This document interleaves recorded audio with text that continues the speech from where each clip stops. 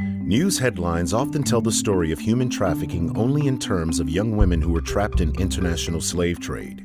We hear less often of exploitation within our borders, and even less often about the exploitation of children and teens.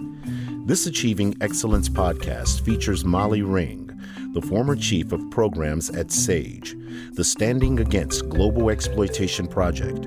Ring discusses the vulnerabilities of youth at risk for sex trafficking and the methods used to introduce them to prostitution. Basically, what the trafficker is looking for are youth who have ended up somewhere that they know they don't want to be, like the group home, or are walking around the mall and just clearly don't have what maybe other kids have. They're coming from a poor household, they don't have the latest clothes, they're not up to date on the latest fashion, but they know that as a 13, 14-year-old, that's exactly what they want. The profile of many children in foster care overlaps very closely with the profile of youth most vulnerable to this type of trafficking. All of these scenarios, which the traffickers are well aware of, means that the foster care system as a whole is targeted as a source for vulnerable children who are looking to get out, looking for love, looking for someone to buy them things, someone to take care of them, someone to treat them well when they feel that they've been, not that they use this term, but they feel exploited by a larger system. They're drawn to someone who can make them promises. And the traffickers know that, and that's why they prey on these children. The staff at SAGE Project meets many victims of human trafficking when they enter the criminal justice system. They enter this system because they've been arrested for drug crimes or prostitution. SAGE works to raise awareness about the commercial sexual exploitation of children and maintains collaborative relationships with law enforcement. Because of their efforts, more and more young people are being identified as victims of crime rather than as criminals. Not only then do you have law enforcement identifying kids who are picked up on charges related to prostitution saying, wait, I think this might be human trafficking, but you have them and service providers delving deeper into kids who may be arrested for drug sales charges to say, well, who's giving this child those drugs? Where are they getting it from? Who is watching them when they're on the street? Only to find out that the networks that they're involved in actually are trafficking networks. They're the same networks. Society sees them as bad kids because they are, in many cases, traumatized kids. And so they're acting out as a result of those traumas. And unfortunately, we see these kids as losing connection or falling through the cracks between the systems that could actually save them if they were identified earlier.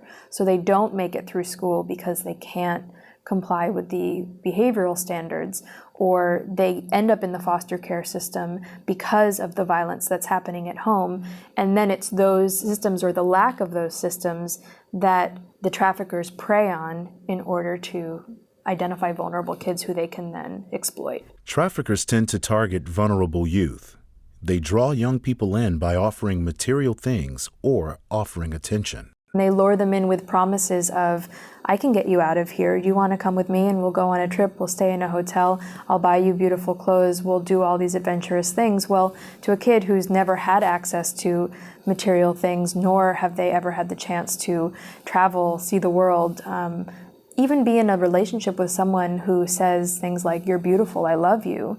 They are really preying on exactly what these youth have not had access to. And that is how they lure them in, and that's how they keep them in through ongoing manipulation and emotional and physical abuse. The introduction of prostitution follows these material gifts and is proposed as a one-time thing. Hey, I don't have any more money because I bought us these plane tickets and now I got you those clothes before. How about you do this one thing for me? And, we'll make enough money to cover the whole weekend and then we'll go out for a nice dinner. Okay, well, this guy really cares about me, so I guess, why not? That one thing is turning a trick, is prostitution. The relationship transitions from an exclusive one to pimp and prostitute. Although most of the victims are female, Ring says males are also targets. We see this particularly being the case in the LGBTQ community, where boys are targeted or vulnerable because of their sexual orientation or gender orientation, and therefore are thrown out of their homes, run away from home, leave school because they're bullied or because their parents don't accept them. And again, we see the scenario where traffickers prey on these youth, traffickers prey on runaway kids. And unfortunately, it's quite easy for them to get connected with the commercial sex industry as a disconnected youth. Youth are caught in the commercial sex trade and in survival sex. The definition of domestic minor sex trafficking is the exchange of anything of commercial value for a sex act. So that thing of commercial value may be money, but it may also be a bed to sleep in, food, clothing, really anything. And so when we use the term survival sex, we're talking about a youth who may exchange something of value like a place to sleep or food, something you need to survive, for sex. It's not the commercial sex industry, which is what prostitution falls under. It's really a negotiation between two individuals that's not the sex industry. We call it survival sex because you're basically just trying to survive by exchanging sex. There are several signs that indicate a youth might be in a trafficking network. People who care for or work with youth can become familiar with these signs of exploitation. You're looking for kids who have sudden changes in appearance. So they went from being a kid who seemingly didn't have a lot of access to resources, and suddenly they're coming in with new hair, new nails, new clothes, and access to a lot of cash, which maybe then they're flaunting or offering to buy other friends things. You also see youth who are highly sexualized at a very young age. So youth who seem to dress in a certain way or know a lot more about sex than you would suspect, or the way they talk about sex, the way that they interact with adults, specifically with male adults. If the interactions seem sexualized or there is a level of negotiation that is very inappropriate for that person's role, that's another major red flag. Red flags can be right before us, but victims can still be difficult to identify. Society avoids discussions of sexual abuse of children. And as we don't address sexual abuse, we leave children vulnerable to other forms of victimization, including sex trafficking. Well, I think as a society, we're so disgusted by it. We're so ashamed that we do this to our own children that we overlook it. It causes the opposite reaction of being totally enraged and empowered to act. We say, oh God, we don't even want to think about that. And that's one of the underlying issues. The underlying issue is sexual abuse that happens in the family. So we don't want to look at kids who are sexually abused by their parents or an uncle or a family friend. And so typically it doesn't get addressed. And then what happens to that kid? Well, they end up with a number of issues down the line, which then may cause them to interface with a victim services agency or another agency. But really, had only the issue of their child sexual abuse been addressed, maybe that wouldn't have been their trajectory. And I think really with this issue, you're looking at other issues that society has already turned a blind eye to, and this becomes kind of enveloped into that whole cycle of neglect. Victims and survivors who endure this kind of trauma often experience long-term effects. Once these youth are identified, victim services include both short-term interventions and long-term recovery. Deep down they're scared, but I think the layers of trauma are so deep that they have developed an extremely tough exterior. And so working with them means trying to start to peel back that tough exterior and actually get to the heart of what made them vulnerable to this in the first place. Youth show their exposure to trauma in a number of ways.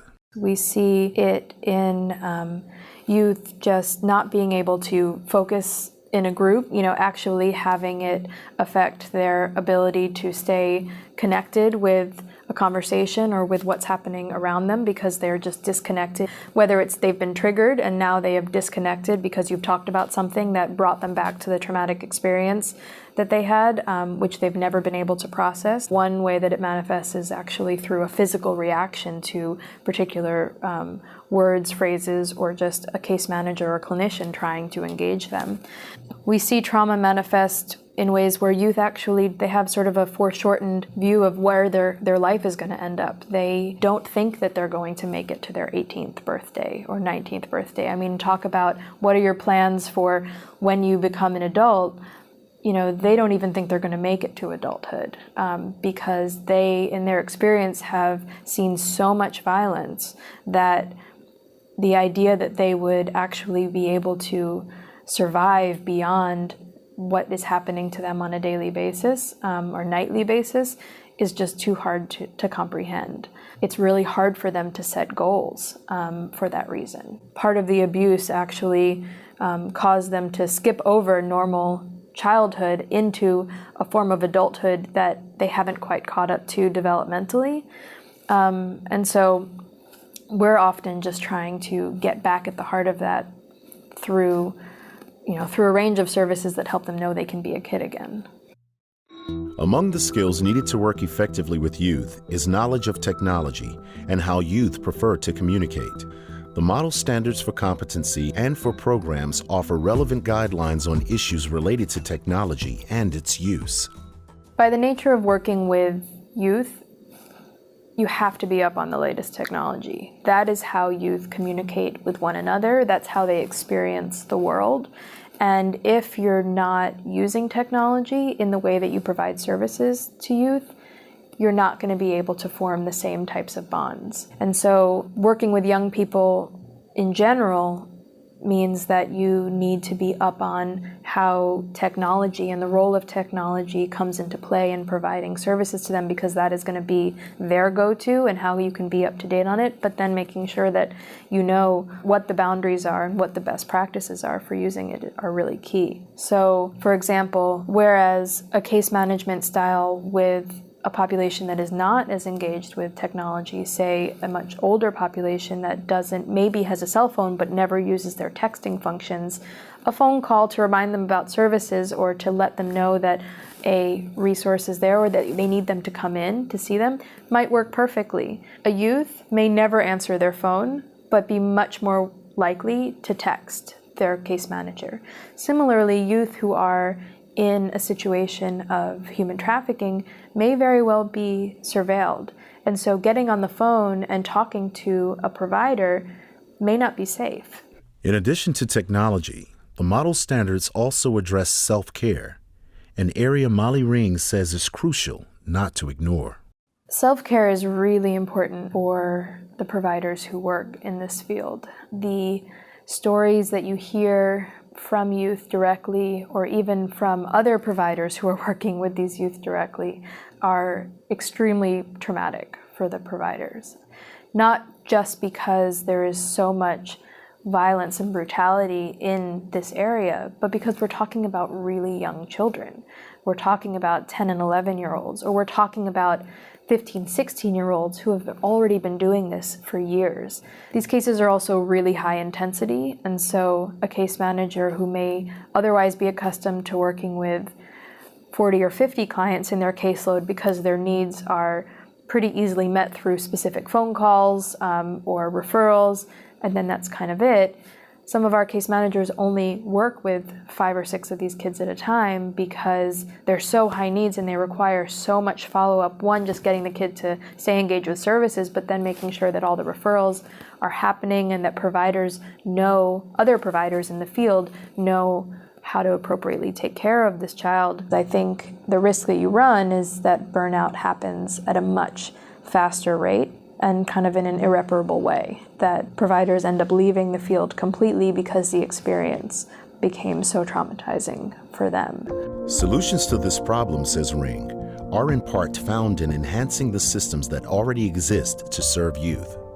Devoting more time and attention to these other systems that the children currently exist in would actually help. Rather than find new service providers to come and address the population, we could serve them perhaps even better within the systems that they're already naturally engaged in by having schools that are looking for this and addressing it effectively. Making sure that homeless youth shelters are asking the right questions to identify some of the other survival techniques, or maybe who may have taken advantage of them while they were vulnerable, is really important, because they need to then either refer that youth for services to see if this is an additional issue that they'd like to address, or incorporate educational services, resourcing services, or clinical services that youth can tap into within that agency, so that they can feel like all their needs are being met, including the traumatic experience of being exposed to human trafficking.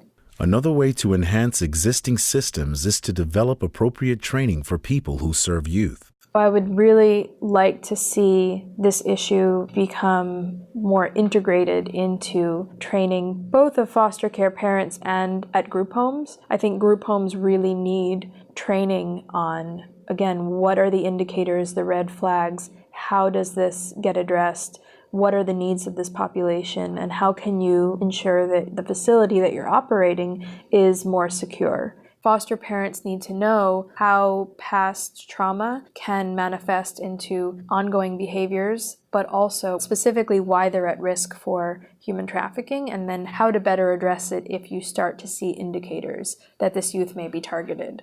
Another important part of the solution is to build networks with law enforcement, because it is a potential point of intervention for system-involved youth. We know that a lot of law enforcement who show that level of respect to these youth are able to build relationships with them where, when that child is in juvenile hall, she may not be intimidated by him. He may actually be able to be a source of support for her. The model standards can help victim advocates as they navigate complex cases such as these. The standards provide guidelines for networking with other professionals, for awareness and use of emerging technologies, and for effective support of staff facing such traumatic cases.